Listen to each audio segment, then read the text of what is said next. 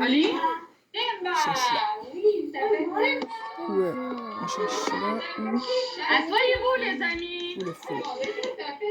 Un chinchilla. Ethan, William, Evan. On On l'avait déjà s'assoit. vu. Mais je vais le revoir. Le chinchilla, c'est comme une grosse gerbille. Je vais le revoir. Et ça, elle prend avec un bocal. C'est parce que c'est un chinchilla. Mais non, c'est un chinchilla. Je vais le On dit non, chinchilla. C'est le bon. On va devant des chinchillas, c'est chien.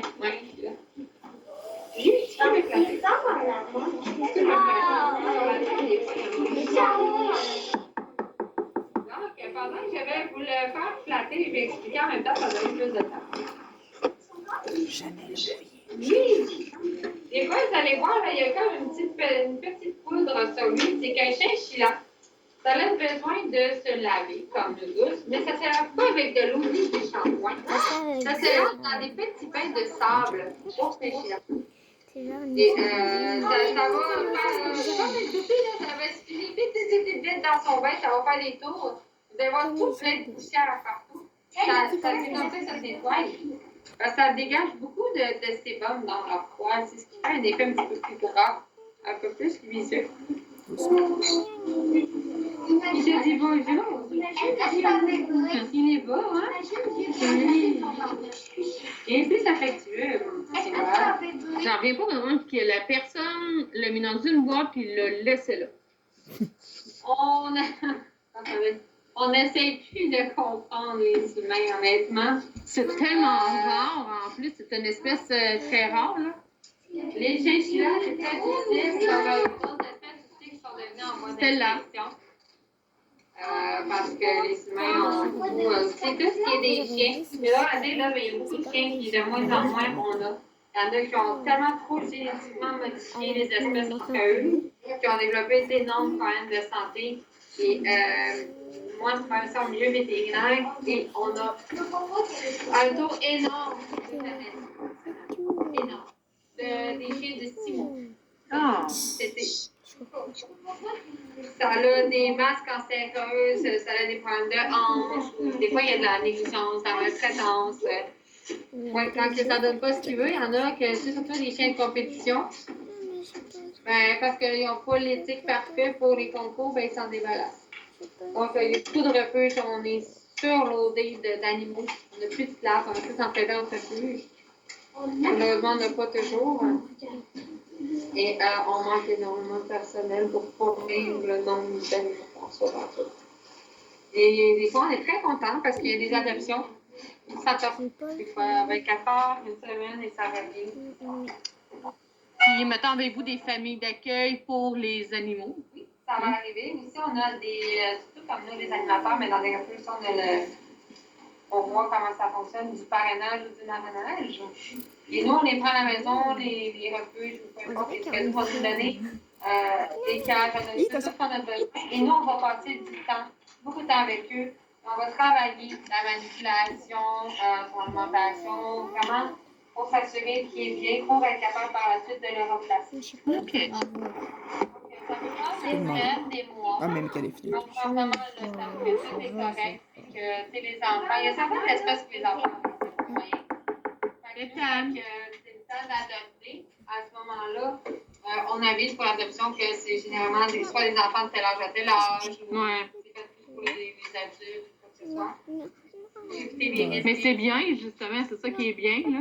On ne pas l'adoption, mais on les avertit et on est très, quand même, très sélectif sur les gens qui adoptent. Parce qu'on veut être sûr que ceux qui les prennent soient une bonne famille.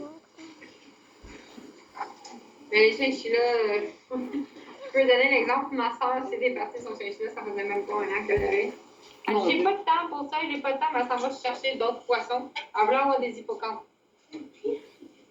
C'est la pire affaire que tu peux avoir, des hippocampes. C'est des poissons d'eau salée, là. C'est ce qui demande le plus d'entretien. Énormément. Tu sais, un gecko, là, tu veux donner des criquets, du calcium dessus, des verres de farine, de la laitue. C'est pas si vite d'entretien. Elle s'en départit, les stages.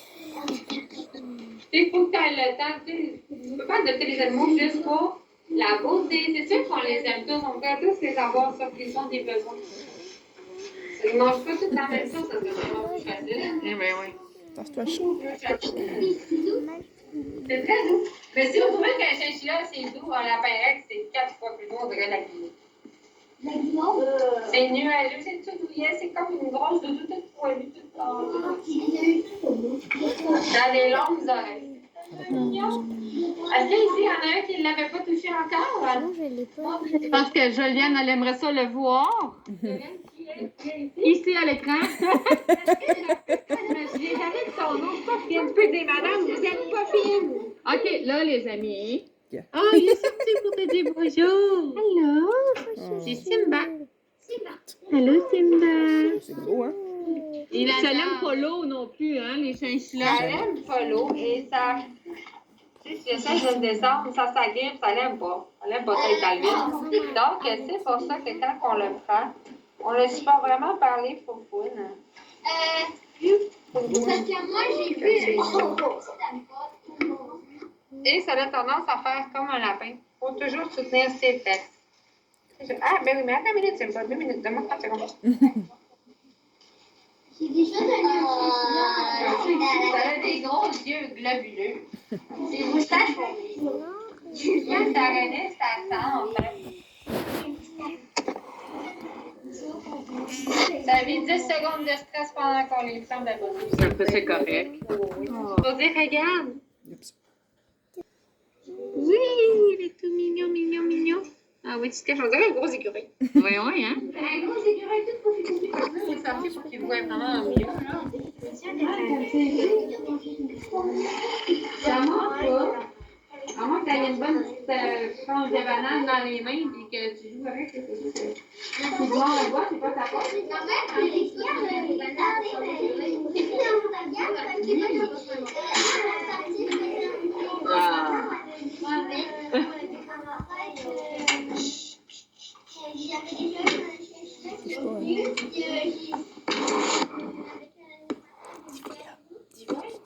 On dépasse beaucoup pour les anniversaires. là, j'avais eu un verre de Ducazou. Oui, ben oui, on offre les cadeaux pour les anniversaires, on a des verres, des petits enfants, des petits sacs à dos. On a des surprises. Ah, bien sûr, pour les fêter. Oui, oui, oui, je sais. Tu t'en vas dans ta maison. Qu'est-ce qu'il y a, Juliane?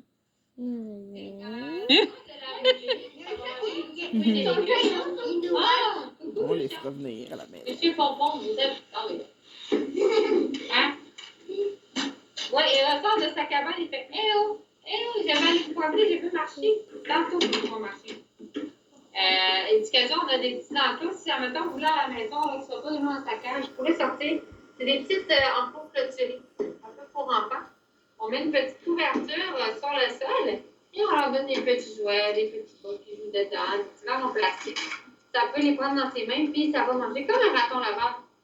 Au même principe, ça va s'asseoir comme ça, puis ça va aller comme ça, puis ça adore courir, comme ça, tout en rond avec les feuilles.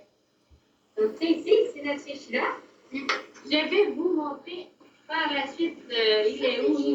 Ah oui, vous avez le mémoire. C'est quoi?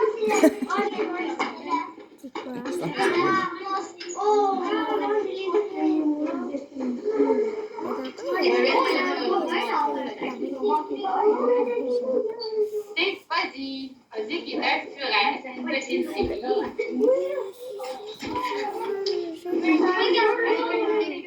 On va s'asseoir, les amis.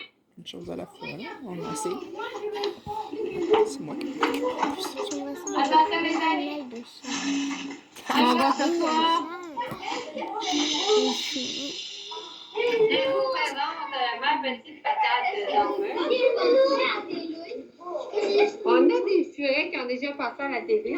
Si tu écoutes, tu vas entendre c'est quelle sorte d'animal. Mais si tu parles, tu peux pas entendre les informations, les amis. OK? Aïe, tu m'as gagné de deux. Vas-y. Une furette comme celle-ci. Check Joe. Une petite furette toute mignonne qui est très curieuse. Elle adore sentir. Et le furet, est-ce que c'est un herbivore? Oui. carnivore. Donc, un carnivore, ça mange quoi? La viande.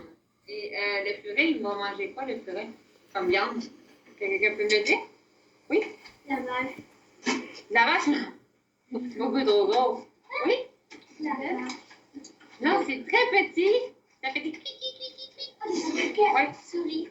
Les souris, ça adore manger des petites souris. Moi, On essaie de ne pas trop lui donner de petits souriceaux trop souvent. Aïe, ça c'est mon poids, c'est pas de la viande. Et oui, elle, c'est la seule qui mordait beaucoup parce qu'elle n'a pas fait encore son sevrage. Ah, donc c'était un bébé. Oui, c'est un petit bébé. C'est quand même assez. Ah, t'as quand même des longs crocs, toi, hein? Oui. Elle a environ, si je ne me trompe pas, 7 ans. 7 ans. Et sa vie, mon Dieu, ça peut vivre 10 ans. Aïe, c'est à moi, ça, c'est pas à toi, sinon, ça. Mais elle n'a pas fini son sevrage. En fait, c'est parce que nous, c'est ça, on les reçoit en adoption la plupart du temps, les furets. On les accouple pas. Et elle a été beaucoup nourrie juste au cru. Donc, c'est très calmant. Nous, on désinfecte et on le fait vérifier qu'elle n'a pas de vers ou de bactéries, il n'y a pas de problème. C'est juste parce qu'elle a tendance encore à mordre, parce qu'elle mangeait beaucoup juste des petits souriceaux, ce qui normalement n'est pas censé. On lui donne comme une moulée avec un pâté qui goûte le même similaire de la viande. Ah ouais, merci. Donc, elle ici, elle est très vorace quand elle me donne des bisous, comme vous pouvez voir. Donc, elle, je la fais toucher sur le dos, il n'y a pas de problème, on ne peut pas la prendre parce qu'elle mordait. Hein? Elle me mordait beaucoup. Donc, c'est temporaire. C'est sûr qu'on l'emmène quand même en animation pour la sensibiliser, d'être habitué aux gens. On les force pas, tu sais, c'est vraiment s'ils sont habitués. Aïe, ça c'est moi, c'est à moi. Ça mord un tout petit peu, un peu comme un chat, mais encore un peu moins fort. Donc, ça fait pas... Ça fait un peu mal, là, mais pas au point de dire... ça fait très mal. Si nous, chat, donnez billes à la place. Donnez billes. Je veux des billes. Oui, coquine. Tu me donnes des gros bisous, Bobo. Ça fait des bobos, ça. Sinon. Ouais. Ça, c'est une bonne idée. Merci. Donc, oui, j'y vais un tout petit peu, hein, parce que faut les sensibiliser, dire non. Ça a un long coup. Oui, ça a un long coup. Et les furets, c'est des animaux très, très flexibles. Et ils étaient utilisés auparavant pour la chasse au lapin.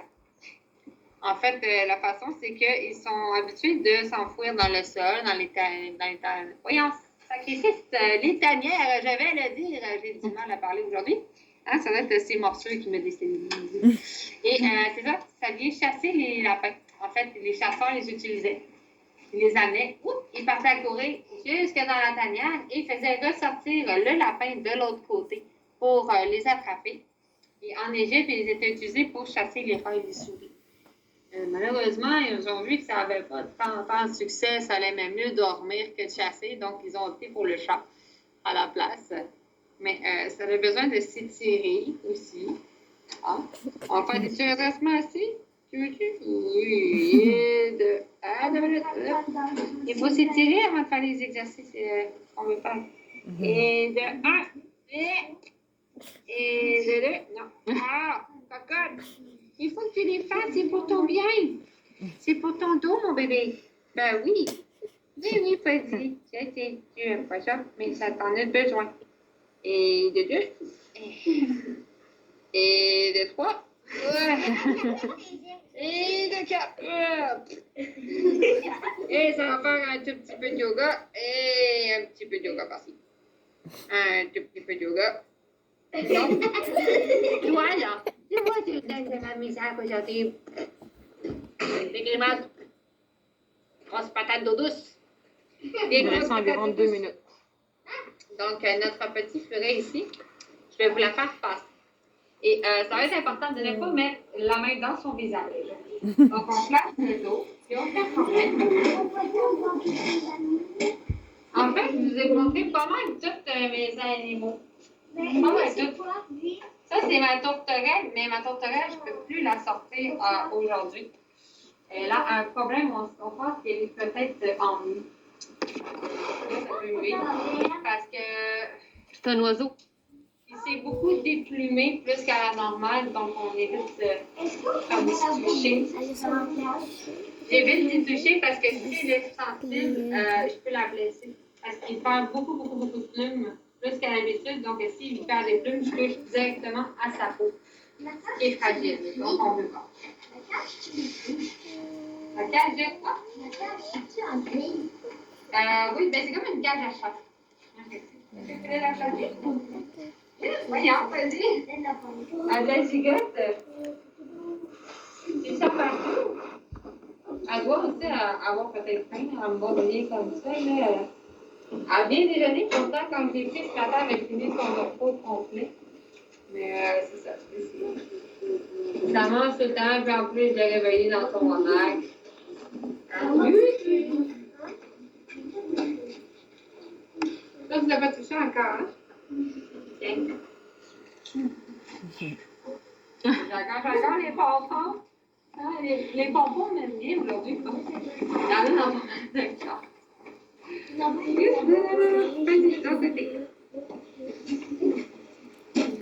Ça, c'est important quand vous avez un furet de bien soutenir ses têtes parce que ça laisse quand même la fibrille vraiment tranquille. Ça va? Ah, il n'y a pas d'enlever ici, les pattes, ça se m'en va pas. Oui, c'est bien, non? Même si elle tient son visage. Je te dis les petites fesses. Aïe, ça c'est mon poignet. Bravo, Raphaël. Je trouve que tu surmontes tes peurs. Bravo. Je suis pas mal fière de toi. Je vais pouvoir dire à maman et papa ce soir. Papa, maman, j'ai touché des animaux aujourd'hui. Même si j'avais peur. Ça me décourageait de pris le serpent en concours. On l'a fait. Mais c'est pas grave, Raphaël. Tu as quand même accepté d'avoir le serpent dans ton cou, de toucher au furet. Toucher aussi au toucher au serpent. Oui, toucher. Oui. Oui, ça va marcher. C'est là que tu Oui, maman. Ah non, ça c'est mon manteau, c'est mon sac à dos. On peut avoir des amis. Donc, est-ce qu'on leur remercie? Merci. Ça me fait plaisir, les amis. Donc, les amis, on te désinfecte les mains. Tu peux aller t'habiller. Parce que l'autobus, ça va bientôt sonner.